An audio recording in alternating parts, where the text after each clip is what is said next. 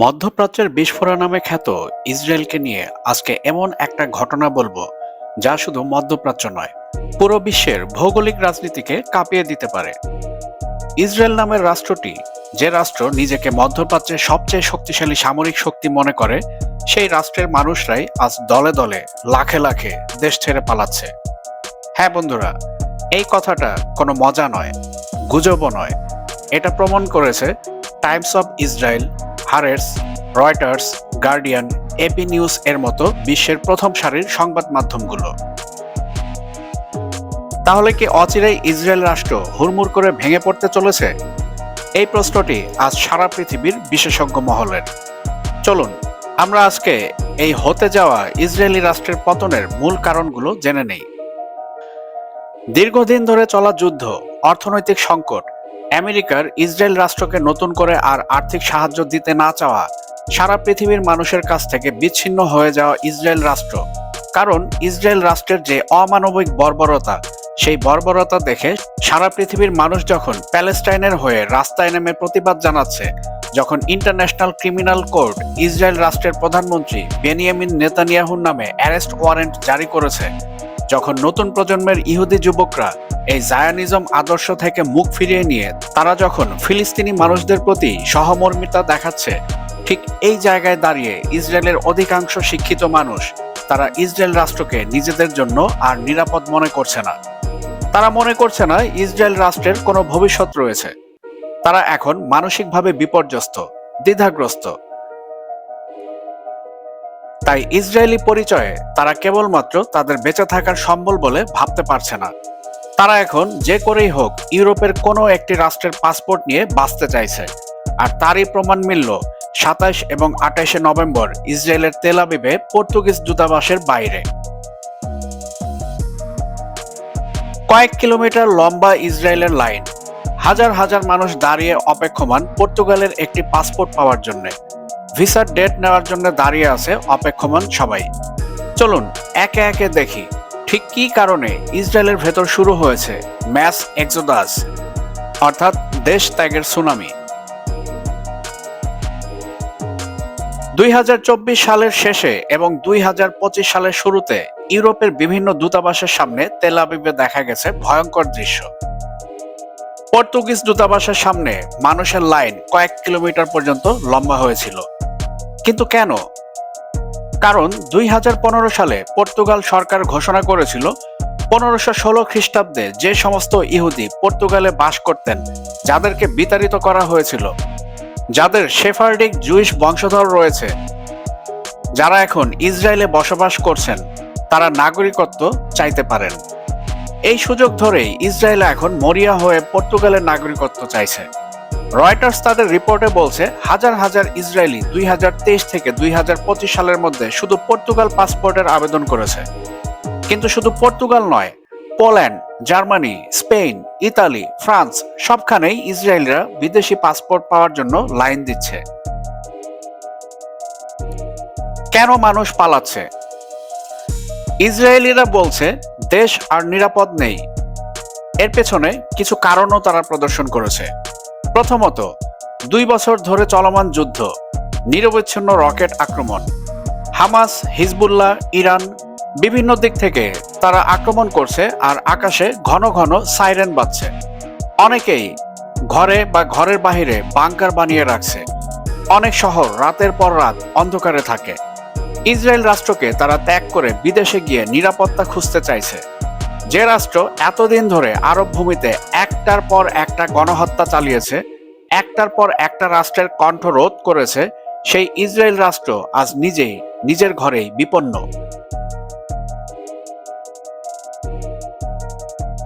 আরব রাষ্ট্রগুলোর আজ সূর্যোদয় হচ্ছে, ইরান জাগ্রত হয়েছে। অন্যদিকে তুরস্ক আজ শুধুমাত্র ন্যাটোর সদস্য নয়, সবচাইতে শক্তিশালী আধুনিক অস্ত্রে সজ্জিত একটি রাষ্ট্র হতে চলেছে।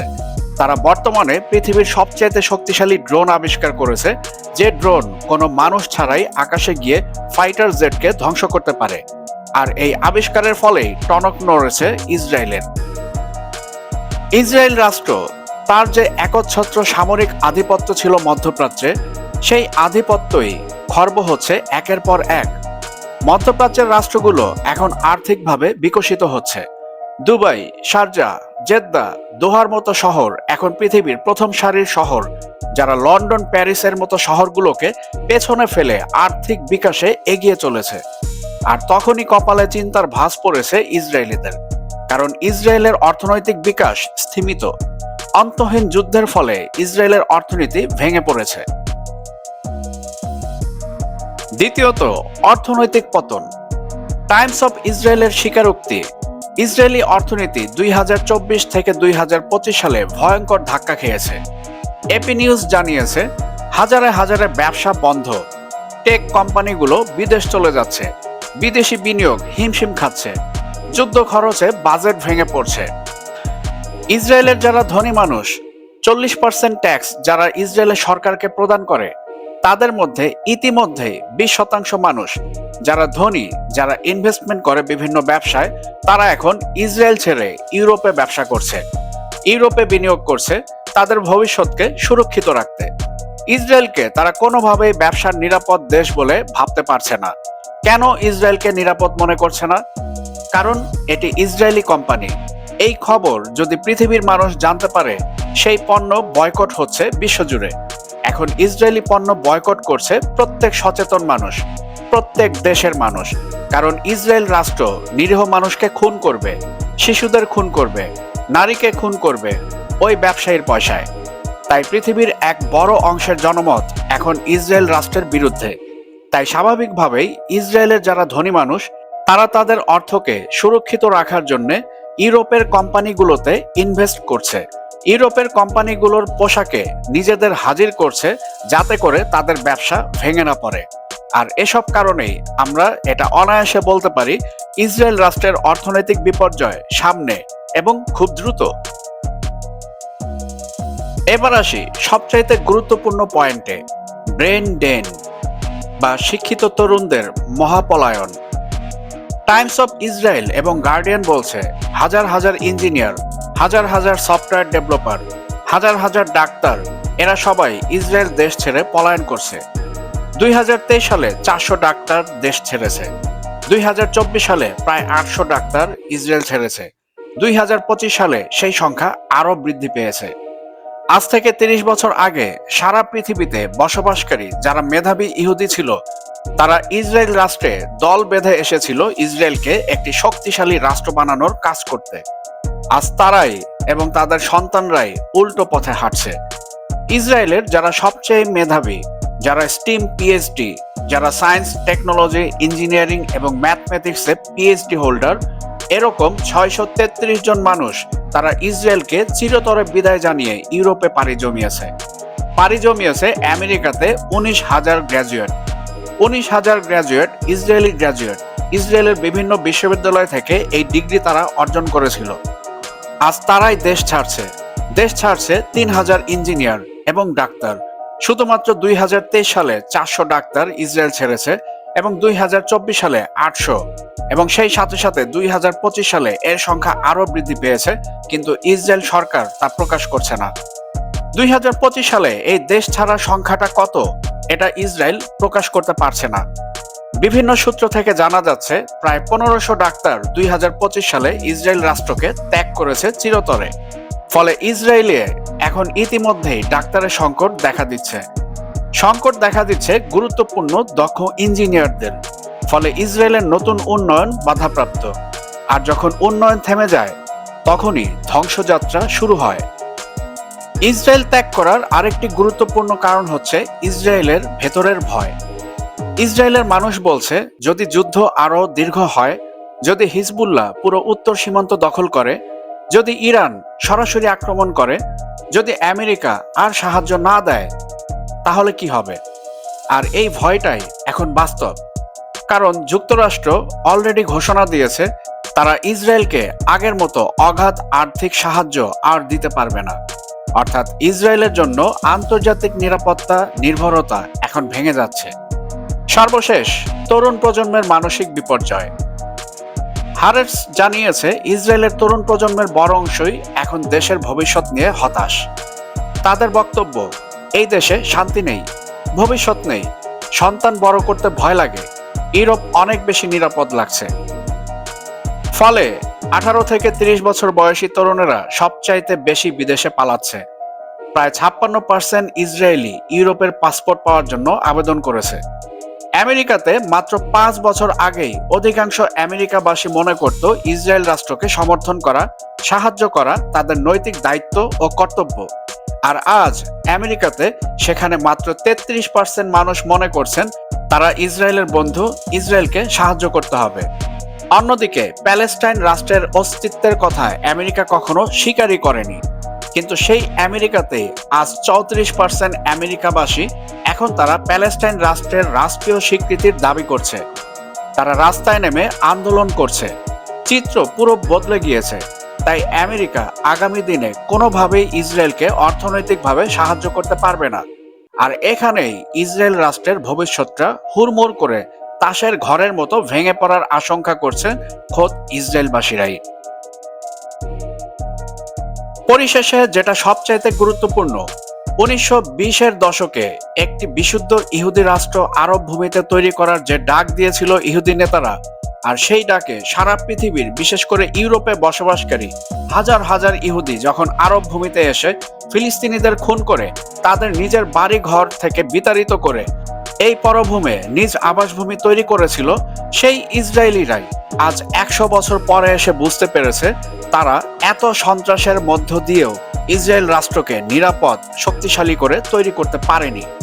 এমনকি আজকের দিনে দাঁড়িয়ে ইসরায়েল রাষ্ট্রের বিপদ বহুগুণ বৃদ্ধি পেয়েছে। ফলে যে দৃশ্য আজ থেকে আমরা 50 বছর পূর্বে দেখেছিলাম বা 30 বছর পূর্বে দেখেছিলাম, যে অসংখ্য ইহুদিরা বিদেশ থেকে ইসরায়েলে বসবাস করতে আসতো, আজ আমরা সেই রিভার্স দেখতে পাচ্ছি। অর্থাৎ যারা জায়নিস্ট, প্যালেস্টাইনে যারা আরো বৃহৎ ইসরায়েল রাষ্ট্র নির্মাণ করতে বদ্ধপরিকর ছিল, তারাই আজ নিজেদের দেশ ছেড়ে ইউরোপে পালাচ্ছে। অর্থাৎ ইসরায়েলে নতুন করে ইহুদিরা বসবাস করতে আসছে না, বরং ইসরায়েল রাষ্ট্র ছেড়েই ইহুদিরা আজ ইউরোপে, আমেরিকায়, পৃথিবীর অন্য প্রান্তে নিরাপদ ঠিকানার খোঁজে পালাচ্ছে। কারণ 2023 সালেই নতুন করে রাশিয়া, রোমানিয়া থেকে 20 লাখ ইহুদি এসেছিল ইসরায়েলে বসবাস করতে, কিন্তু তারা প্রত্যেকেই আবার তাদের নিজের দেশে ফেরত গিয়েছে। এখন প্রশ্ন, ইসরায়েল কি ভেঙে পড়ছে? বন্ধুরা, এটা অত্যন্ত সংবেদনশীল প্রশ্ন। একটি রাষ্ট্র ভেঙে পড়বে কিনা এটা বলা সহজ নয়, কিন্তু কথা সত্য, ইসরায়েলের ইতিহাসে কখনোই এত বড় মাত্রার দেশত্যাগ দেখা যায়নি। টাইমস অফ ইসরায়েল এবং রয়টার্স বলছে 2023 থেকে 2025 সাল এই 2 বছরে প্রায় 5 লাখ মানুষ স্থায়ীভাবে ইসরায়েল ছেড়ে চলে গিয়েছে। মজার বিষয় হচ্ছে ইসরায়েলের মোট জনসংখ্যা মাত্র 90 লাখ, অর্থাৎ প্রতি 18 জনে একজন দেশ ছেড়ে পালিয়েছে। এটা কোনো সাধারণ ঘটনা নয়, এটা ভবিষ্যতের মধ্যপ্রাচ্যকে পুরোপুরি বদলে দিতে পারে। আর এই 90 লাখ মানুষের মধ্যে 20 লাখ মানুষ কিন্তু অলরেডি রোমানিয়া আর রাশিয়ায় পাড়ি জমিয়েছে। এখন প্রশ্ন, সামনে কি হতে পারে? বিশেষজ্ঞরা বলছেন যুদ্ধ বন্ধ না হলে দেশ ত্যাগের পরিমাণ আরো বৃদ্ধি পাবে, অর্থনীতি আরো ভেঙে পড়বে, ব্রেন ড্রেন হলে নিরাপত্তা দুর্বল হবে, আন্তর্জাতিক সমর্থন কমে গেলে রাষ্ট্র কঠিন সংকটে পড়বে।